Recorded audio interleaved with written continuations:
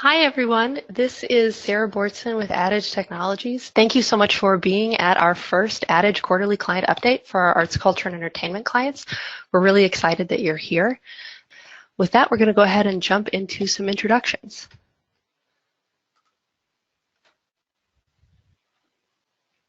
Good morning. I'm Matthew Agee, the Director of Technology with Adage. And I'm Will Moran. I'm a Senior User Experience and User Interface Designer with Adage. Great. So we have a whole bunch of things we're going to talk through today. We're going to start with some of our recent launches from the last quarter. From there, we're going to move into technical and marketing trends, where we're going to go through some new services and offerings, some operational updates, some tips for ongoing optimization, things like that. And then we will wrap it up with the Adage roadmap. So what are some design trends and technology upgrades we're seeing and recommending, and what are the updates that we have with our various products? And then from there, we'll have time for some Q&A at the end. So with that, I'm going to kick it off by talking through some of our recent launches from last quarter. Royal Danish Theatre is a client that we've been working with for a number of years. They use EPI Server CMS and our Adage ACE platform. And this last quarter, we went live with a redesign that we implemented for them. We built out the backend in JSON to pair with the Angular front-end styling. And this type of setup could be used as a progressive web app at some point in the future. It has a lot of flexibility for different options of things you could do with it. So taking a look at their site, I do want to show what the user experience would be like on the front end. The main heavy lifting that we did was on that backend with the JSON setup. You see their homepage here, a lot of large imagery. They have really great imagery at Royal Danish Theatre. So many arts and cultural organizations do. You can see things like the Instagram feed there. And then if we go into one of their productions, you can see on the production detail page, the whole theme of the site has changed. So it's still very on brand for Royal Danish Theatre, but it now fits very nicely with this actual production. You can also see a lot of full screen imagery, full screen items and content, and it shows some movement as well, which again, the whole point of the production detail page is to excite users about that production, but also to give them a really accurate feeling of what attending that event is going to be like. There's also, of course, the ability to show video, and I really like the way that the bios are handled. So pop up with a little bit of additional information so you can see what other productions that person has been in at Royal Danish Theatre. And then again, some related performances to this one. From here, we're going to pop up to the calendar to show you what a differently themed production detail page would look like. So I'm going to jump into the calendar here and pick an upcoming production of Amadeus. And once we're into this page, you can see that, again, still very on brand for Royal Danish Theatre, but a completely different look and feel within that brand. So Amadeus, it's going to be much more edgy and bold. You get the sense of that immediately from the use of coloring, the color palette, and the imagery as well. So we're really excited to see that go live and love the look and feel of it, but also we're really interested in the back end where we built it out using that JSON setup. So next, let's see here. We also went live with a project for the American Academy of Pediatrics. So not in the arts and cultural space, but we do work with a lot of associations outside of our work with our ACE clients, and there are a lot of crossovers. So things around memberships, things around managing large amounts of content, and this project for the American Academy of Pediatrics, whom we've been working with for a few years now, focused on their transcripts application. So like most medical professionals, pediatricians need to maintain a certain level of certification, and this application that we built allows them to track and submit their credits to the board.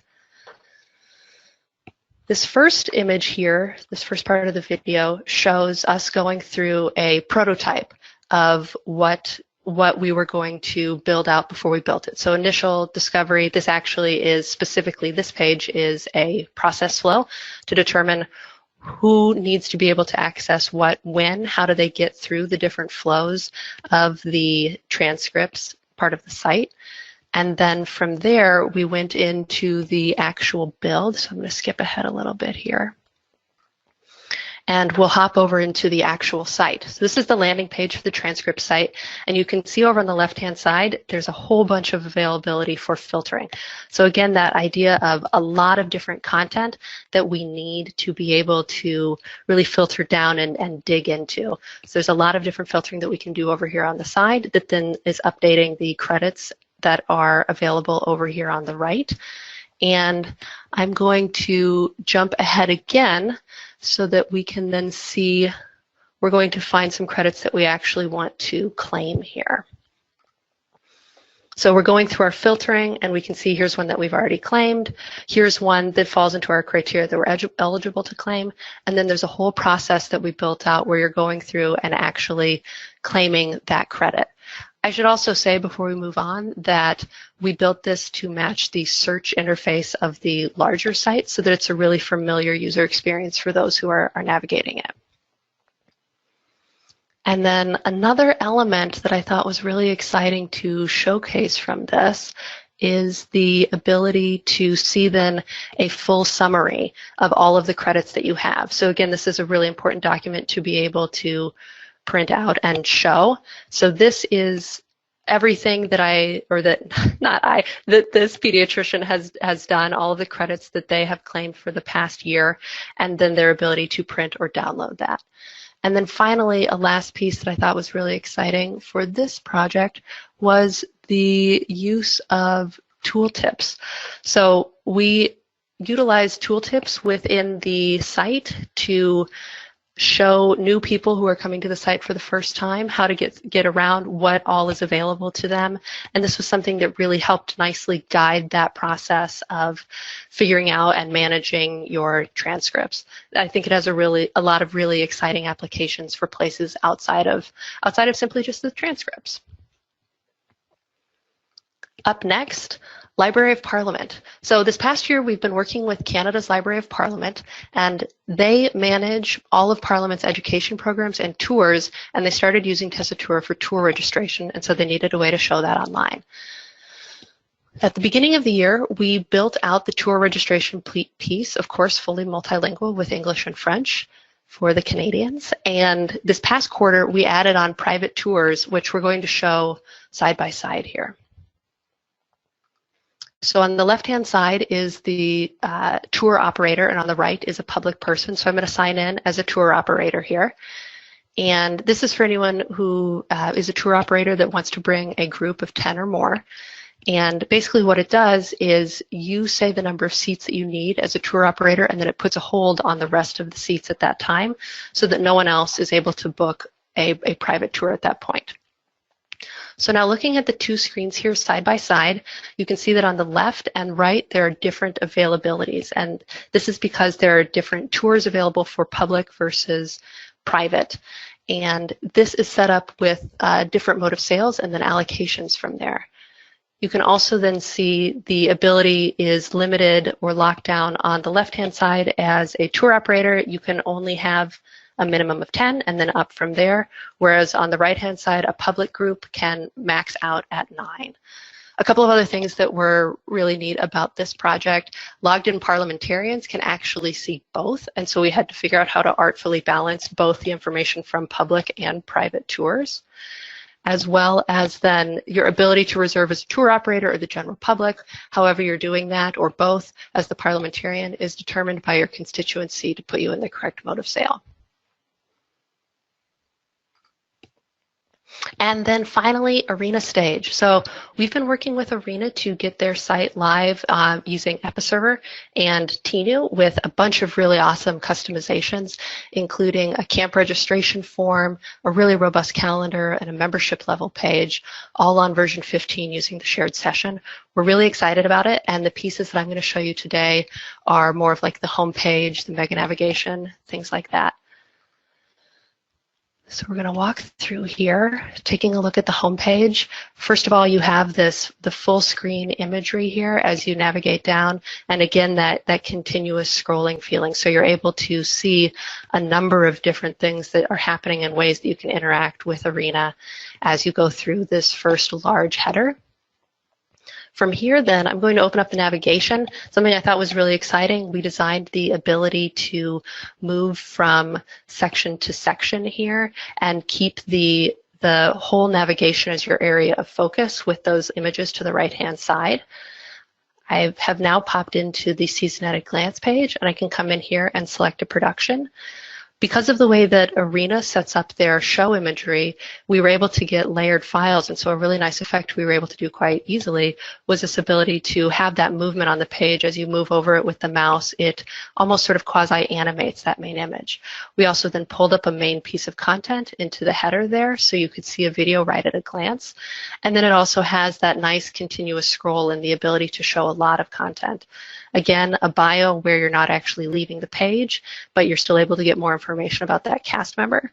And then on down from there, some in the news, additional related information of the performance, pulling in social, and then showing other related performances. I also really like this sticky nav that we designed and built out that runs along the bottom of the production detail page, so that as a user is navigating through, they're always able to sort of see where they are on that page. And most importantly, that buy tickets call to action highlighted there in red in the right corner is always present as you scroll around. So those are some of the launches that we have done within the last quarter there. With we kind of snuck Arena in there, but we hadn't done one of these recently, and they were sort of at the during the Q3 time period, and we wanted to make sure that we included them because this was our first one of these webinars. So with that, I'm going to move on into the technical and marketing trends. And the goals of this section, we're going to talk through those new services and offerings, again, some operational updates about what we've been up to here at Adage and ongoing optimization. So with that, I am going to hand it off to Matt to talk through some technology services. Matt? Okay, thank you, Sarah. So some of the things that have been hot in the press recently have been machine learning and how we could possibly use that for some of our implementations and what it could mean for your website or your project. So some of the clearest options that we have available to us are recommendations. There are lots of different ways you can recommend different content. EPI Server has a whole service around this that they built to identify what you've seen already and then recommend additional content for you to look at. So that can help in looking at different productions or automatically using an algorithm to figure out what other things you might be interested in based on what your browsing has been thus far. So that's something that we have implemented for one of the clients we showed earlier was the American Academy of Pediatrics, and they're using that in their production website already. Some of the other features EPI Server is moving into content moderation for user-generated content. And they have an out-of-box feature for handling that. So if you have a Facebook feed, you'd like to pull that onto your website, but you want to moderate what is shown through your website, they have a tool out-of-box for that, which comes with a licensing fee. But there are also some other tools, one we use called Curator.io, which allows you to do similar things as well, even if you're not on EPI Server, to be able to pull in some of those social media feeds, but also have some capabilities to moderate what's being shown through your site from that perspective. We've also been using some keyword categorization, so automatically using machine learning to read through the content of a page and then coming up with some keywords that can really help for the searching mechanisms on your website to have keywords automatically pulled out of the content. And one of the last ones that's interesting for us in most of our applications here is automatic image captioning. So when you upload a new image to the CMS, we can have it automatically generate a caption based on the contents of the image. So this is for the person who's using the CMS. Instead of just saying image 0001, it'll put together the machine learning version of what it thinks is in the image. Usually that's not enough to meet the actual accessibility requirements for the ADA requirements that are out there, but it can help give you a better starting point for putting together your description. All these available are through Azure. So if you're already hosting on the Azure cloud, you have access to use some of these services without an additional cost. And there's a limit on how many of those you can use.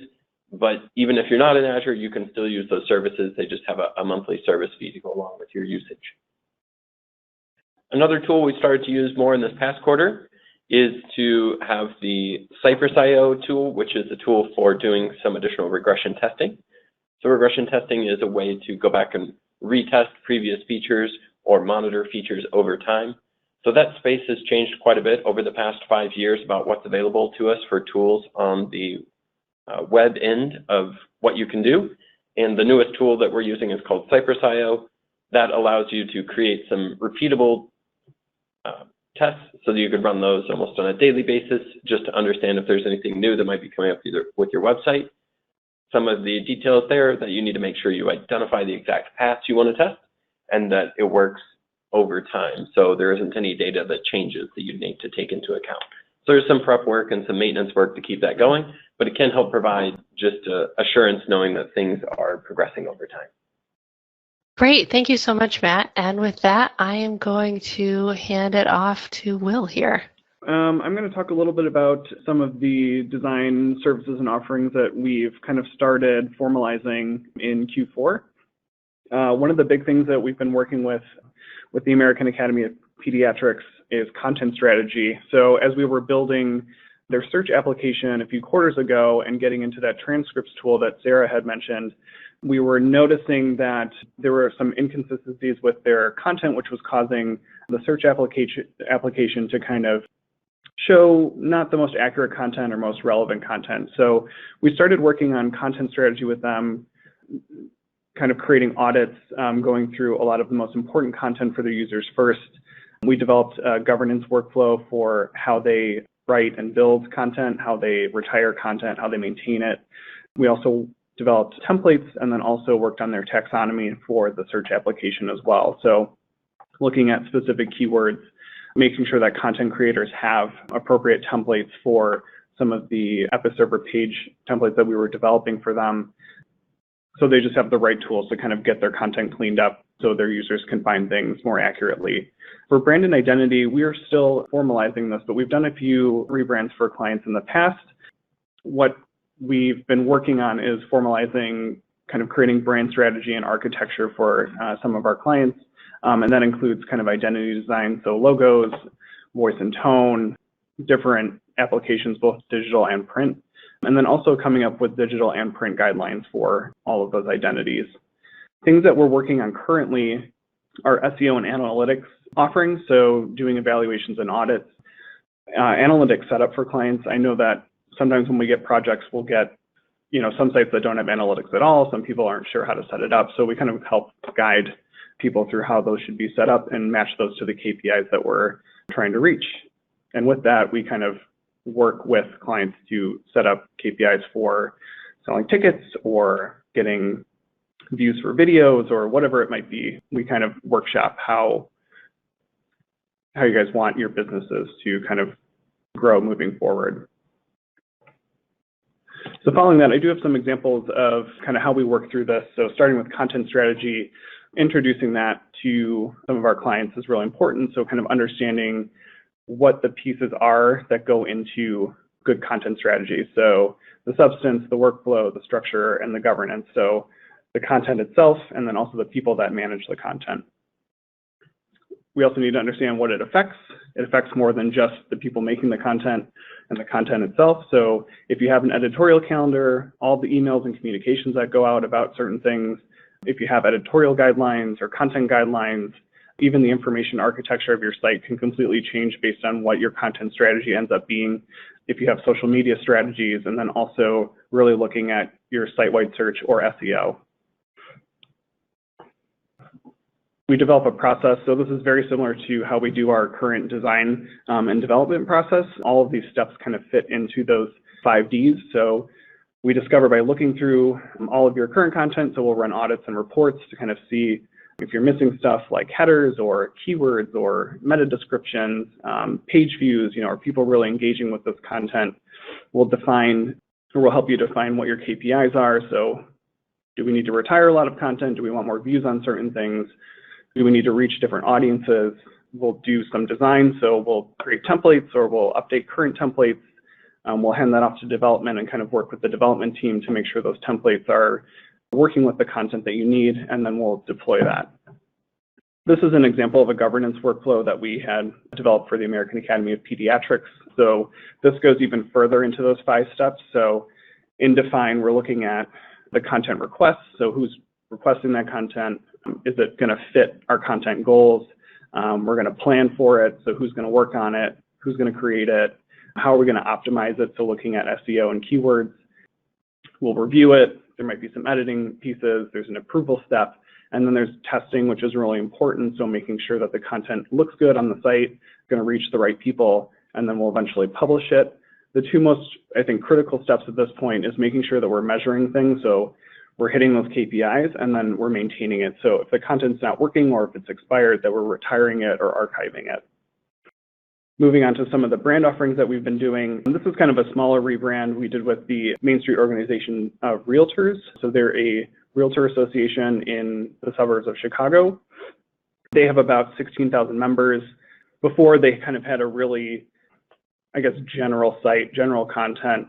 Their brand was a little bit old. They were looking for an update, and they wanted to focus a lot more on their audiences. So they have kind of 3 major audiences. One is realtors, who their members are. They also have kind of associates. So they do things like plumbing, or they might do interior design. And then they also have home buyers and sellers. So those are people that are just kind of looking for a realtor. And they wanted to update their brand to be a little bit more fresh and contemporary, but they didn't kind of want to lose that friendly identity. So we went through a bunch of exercises similar to the semantic profile exercises you might have gone through with us before, where we'll look at voice and tone, kind of where they are as an organization now and where they want to be in the future. And we'll work through a bunch of different iterations on, is this matching up to what they want to be as an organization? So we'll do a bunch of logo and color explorations. We'll do a bunch of voice and tone explorations and test it out with their audience and see if they're responding to it in the way that they expect. Similarly, Walton Art Center was looking for kind of a little boost in their brand. So taking advantage more of their colors, taking advantage of more of their voice and tone. They're also kind of struggling with their site structure in terms of it wasn't responsive. They needed to incorporate different brands. So things like they have an atmosphere kind of festival brand that's a little bit separate from their other events. And they also needed to bridge the gap between Walton Art Center as a venue and their AMP venue. It was also difficult for them to kind of collect patron data, and their form functionality in CMS was very limited. So when we engaged with them, we were able to create a much more flexible and fluid design with EPI Server in their CMS. We were also able to implement ACE, so they had a seamless purchase path across all of their brands. And then we updated the information architecture so it emphasizes visitor group interest. So if I'm someone who typically goes to AMP shows, I'm going to see more of that. Or if I'm interested in other things, those will kind of bubble up to the surface. Awesome. Thanks so much, Will. So I'm going to talk us through a little bit of what we've been up to here at Adage with some operational updates. So our company is now at 68 employees, and that means we're roughly 7 Scrum teams. And to give a little perspective, I started at Adage about 7.5 years ago, and we were right at around 20 people. So we've continued to see really solid, steady growth over the years as we continue to grow the company. We're also really excited that we now have 7 staff that hold advanced Google Analytics certification. That was a goal that we had as a company within the past year to beef up that knowledge there, and so we're really excited to share that with you. And we do have 15 developers now that are EPI Server CMS certified. So just showing that continuing to grow and maintain our knowledge, making sure that we're up to date on the latest things is really important here as a company. Also some operational updates specifically to a little bit of a peek into what we do as a company to keep everyone motivated and excited to be working here, as our staff are our most important resource. So last fall and into the beginning of winter were really busy for us. We had our annual Golden Pumpkin Halloween costume contest where people can dress up and then you vote and there's a winner. It's a very hotly contested prize. Whoever wins is always very exciting. Unfortunately, it wasn't any of us on the call, but it was a great day. We also did a charitable donation from an equipment raffle. So basically what we did, all of the old equipment that would normally be recycled or thrown away, gotten rid of, the IT team with leadership actually raffled it off to the staff, and then proceeds from that went to a local charity, so the Alliance for the Great Lakes that we picked, and we were able to donate almost $600 to them from that, plus a bunch of staff got some equipment, which was exciting. We also participated in the Letters to Santa again this year, which is a program here in Chicago where you're able to sign up to receive letters the children from underserved local schools have written to Santa. You then purchase and wrap the gifts, and then we deliver them all to the school so that all of the children in the community who are participating can make sure that they get a gift from Santa. And this year we donated to around 30 children, which was really great. And then finally, we updated our parental leave policy. So a couple of the changes we made, it was really to be more inclusive to the needs of our employees and families. So we added parental leave for all new parents, and then we expanded out our maternity leave for birth mothers. And somewhat related, we also added pet insurance for any parents. So we've been doing a lot here to keep our staff engaged and as effective as possible, because as I said, they are our most important resource here. With that, I am going to hand it off to Matt to talk about some tips for ongoing optimization.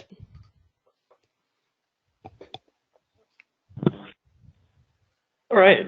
So as you're familiar, if you're everyone on the call is currently one of our clients, we use the Scrum philosophy when doing our work. And so some of the things that go into that is looking at everything that we do from the end user's perspective. So we always want to start out with what we term, or what Scrum terms actually, a user story. So we're looking at it from the perspective of who's getting the value of what we're trying to do.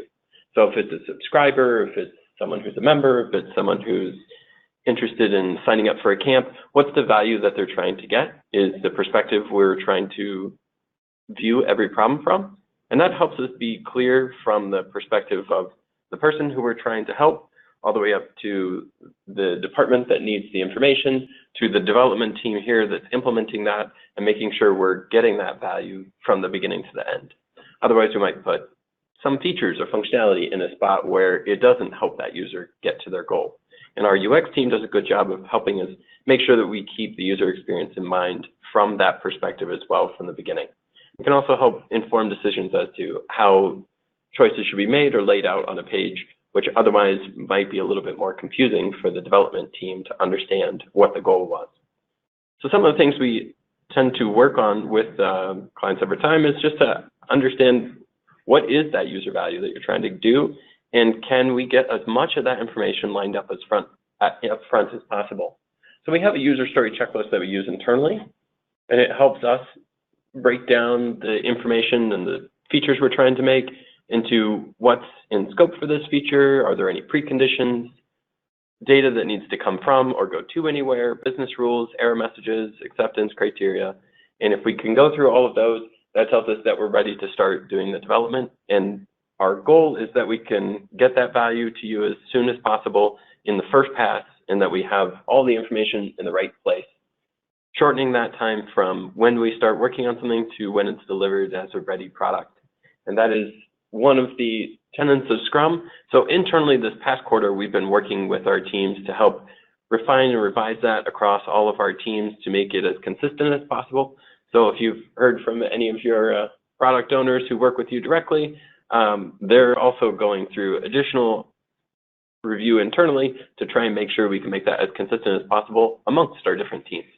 So if you have had an opportunity to work with different teams at Adage, we wanted them to be providing and asking for the information as consistently as possible, makes things easier for us to work on and easier for everyone to get the proper value of what we're trying to produce. So that's one of the things we've been working on operationally internally this past quarter, is to improve our story writing consistency across teams and making sure that all of these things in the checklist are clearly identified and that the work can be done correctly and efficiently.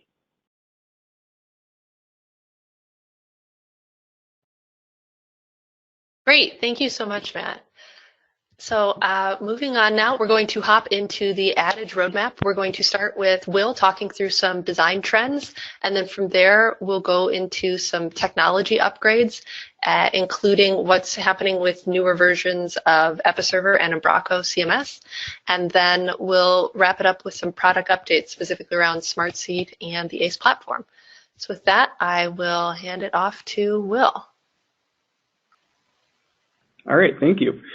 So a lot of these design trends we're seeing, or we were seeing about halfway through this past year, and we've been getting a lot of requests, or we've been moving in a lot of these directions with a lot of our current clients or newer clients on some of their projects. So a few things that you can watch for, or if you already haven't noticed them, are things like broken grids for sites, illustration and animated graphics. So kind of fluid layouts with subtle animations and focus on custom illustration and graphics.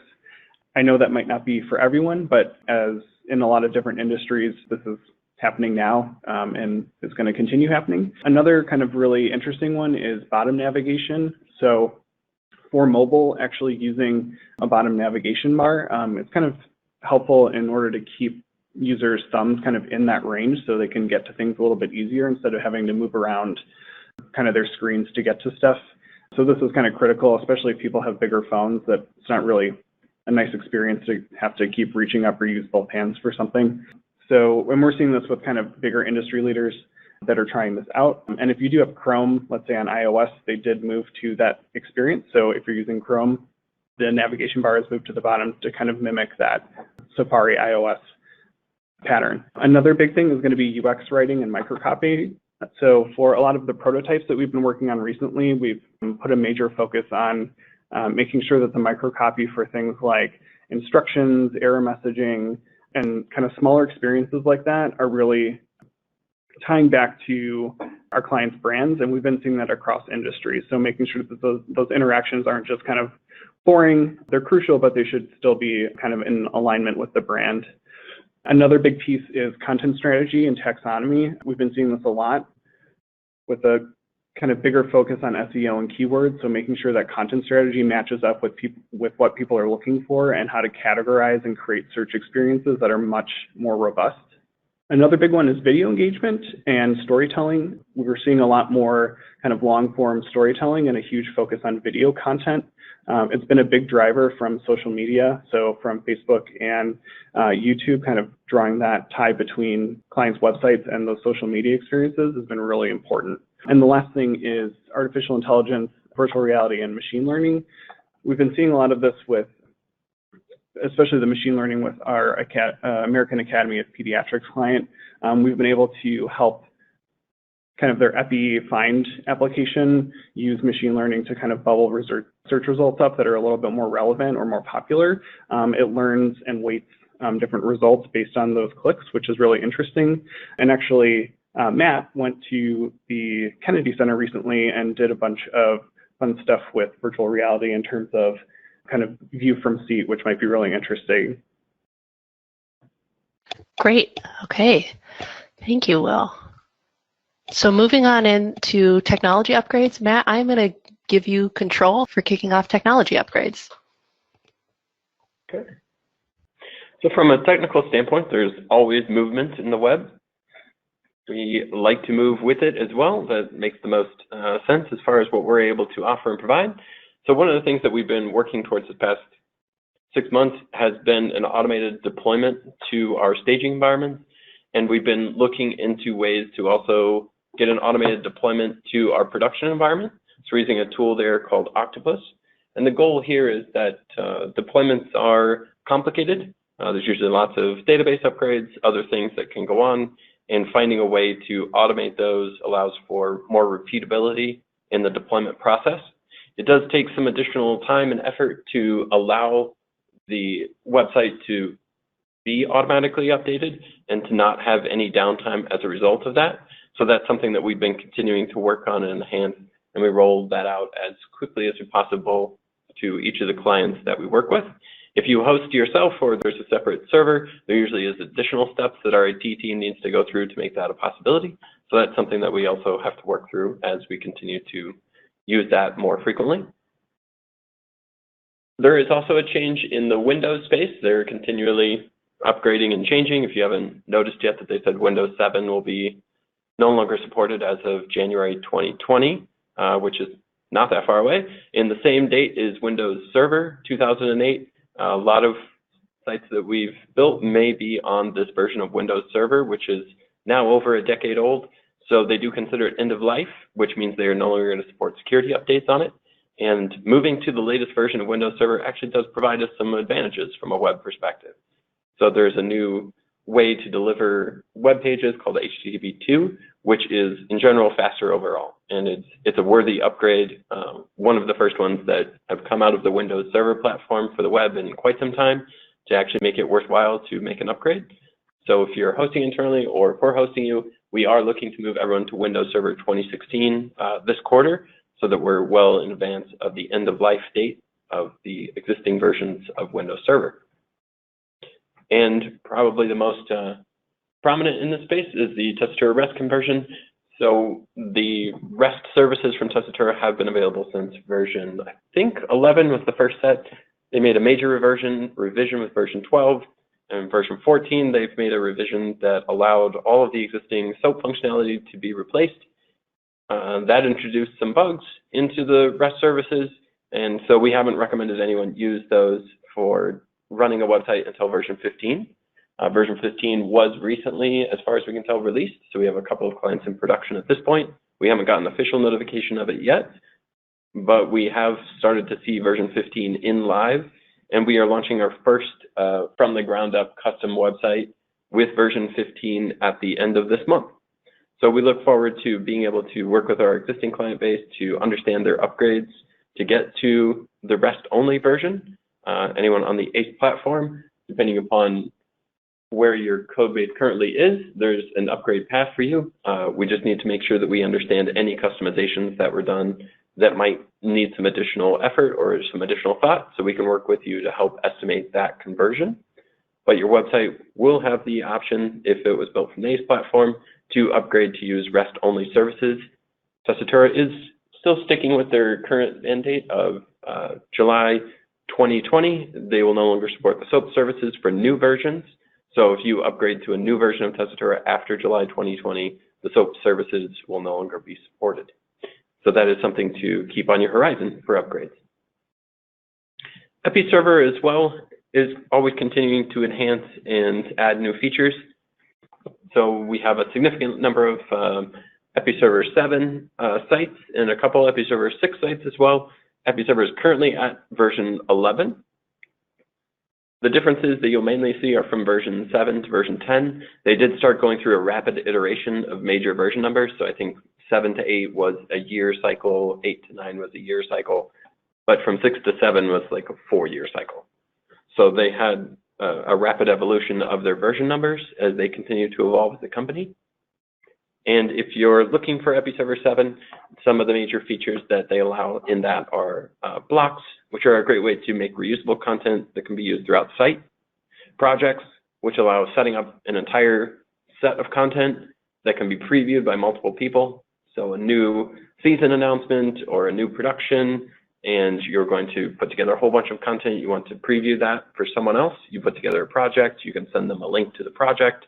They log into EPI Server and they can see the website as though that project were live, which is a pretty interesting way to be able to group your content.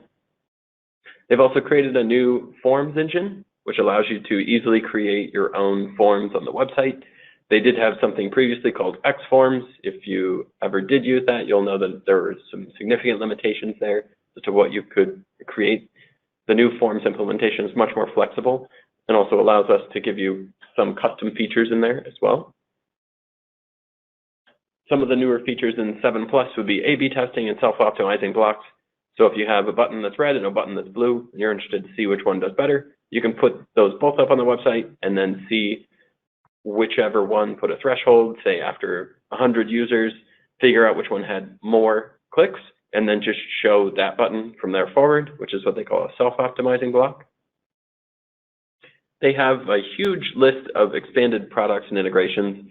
So if you've been looking at EPI Server from just a CMS standpoint, they have made acquisitions in the space, which means they have fully baked products that had a lifespan before EPI Server bought them, but they're now part of the EPI Server platform and can be added on as additional license cost. And that includes Advance, which is their machine learning to help bring you that content that's relevant. Campaign, which is their email product, which has got a whole marketing engine around it. Reach, which is for being able to build a community in the site.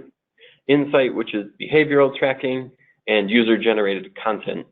The later versions of EPI Server have a new version of the HTML editor that you would see. On the 4 version of it, so looking at it visually, you won't see much of any difference, but there are some optimizations underneath to make that experience a little bit faster. So that is the TinyMCE, which is the HTML editor within EPI Server. Has been improved and upgraded as a version. I think that these were illustrations of those, so I might have been missing that with the clicks.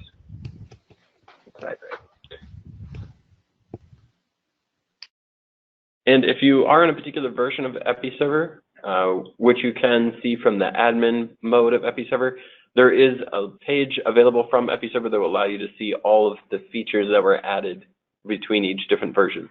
So if you're interested to see the version updates from the current version you have to the most recent edition, this is a way to be able to go to the EPI Server site and see those additions. We also have Umbraco as a platform of choice at Adage. So Umbraco is an open source content management system, and it provides different features than EPI Server has available. So in a lot of ways, there are fewer features out of box and different things you can do with it, but it certainly fills a space for us to be able to offer a content management system that is open source.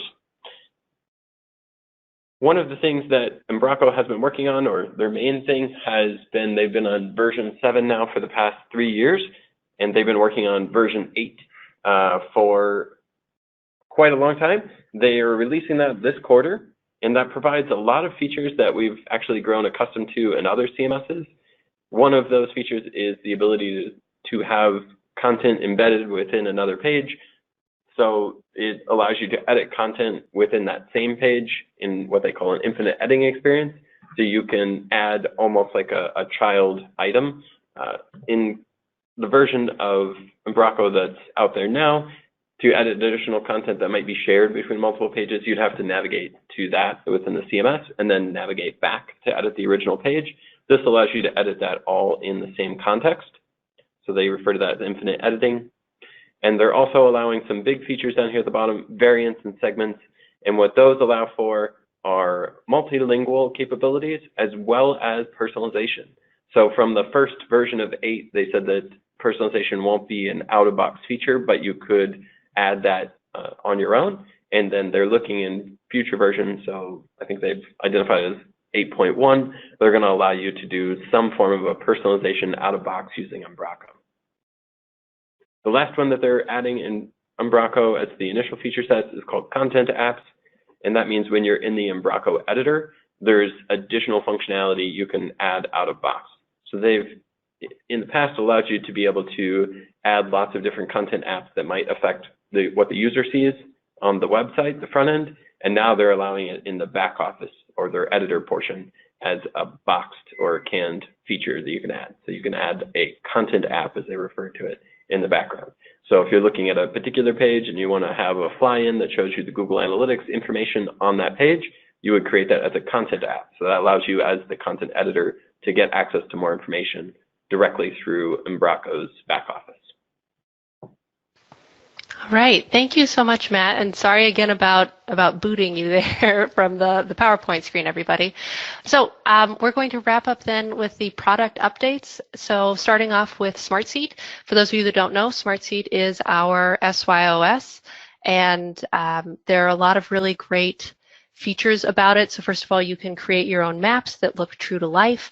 It also works really well on mobile, and we're just really excited with what we've been able to do with the product so far and where it's going in the future.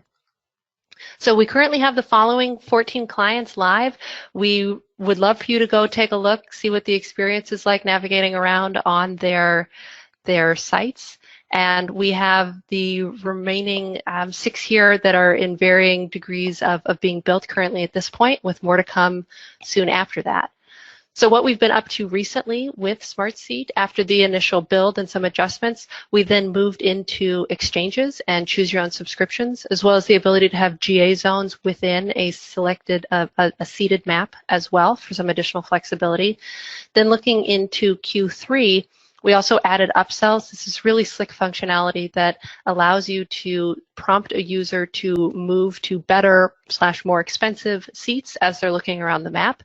We also cleaned up how the price types worked, so we've continued to make adjustments to grow and enhance the product. And then we wrapped up with fixed subscriptions and super packages kicking off for Q3 and moving us into going live in Q4. From there, we made some adjustments, again, further enhancing the existing product, and how companion seats were handled. And then we went into the community release. The community release was something that was really exciting for all of us here at Adage, and I believe our clients as well. Basically, we had all of our clients submit different things that they wanted to see in the product. They voted, and then the top features were put into this release. Here are some of the highlights. So an SYOS only configuration. Today, Smartsheet has 2 pages. It starts with a filters page and then goes into SYOS. You can actually turn off that filters page with the newest release. You can add a notes section as well as someone is selecting their seats, and you can pull in the cart timer to show that as people are navigating around. And then finally, you can do different configurations based on the mode of sale. You can set that up in Venue Builder. The release is now complete. I believe the release notes are set to go out either later this week or at some point next week, and we're really excited to have our clients start to go live with those items and use those. And the next piece that we're moving on into now is a round of usability testing. This is something we're really excited to see places where we can continue to grow and optimize the product, and we're really looking forward to where that's going to take us. And then looking at the ACE platform. So the ACE platform is our e-commerce solution that works directly with the Tessitura API. There have been a lot of things that we've been using or we've been doing recently to update the product. So a couple of them Matt already hit on. We've been updating the REST library. We've been converting that, as well as making sure that it's compatible with Tessitura v15 and EPI Server version 11. We've also added on a new module, the Quick Donate, and I think that it's important to point out that this can obviously be used by people who are using the ACE platform, but anyone else who's not on the ACE platform as well. This is a one-page donation feature that allows you to make your donation and check out all on one page. And the next feature that we're working on that I'm really excited to talk about for our upcoming release is mobile ticket purchase. Basically what this is, when a user is either in Chrome or on an Apple device, the website will detect that, and when they're in their cart, they'll have the ability, instead of doing the standard checkout where you log in and go through the path, they'll have the ability through buttons that appear if they're on the appropriate browser or device to check out using Google's Chrome Pay or Apple Pay. And we're really excited about this for a couple of reasons. One, it allows you to just complete the transaction there on that sort of seamless one-page experience, that then also two has the credit card information stored that you normally use for those 2 different payment types. And then 3, you don't need to log into your Tessitura account. And then on the back end, what it's actually going to do is assign that purchase to the correct place in Tessitura for that user. So we're really excited about that, and would love to talk through that with anyone who's interested. Thanks so much, everybody.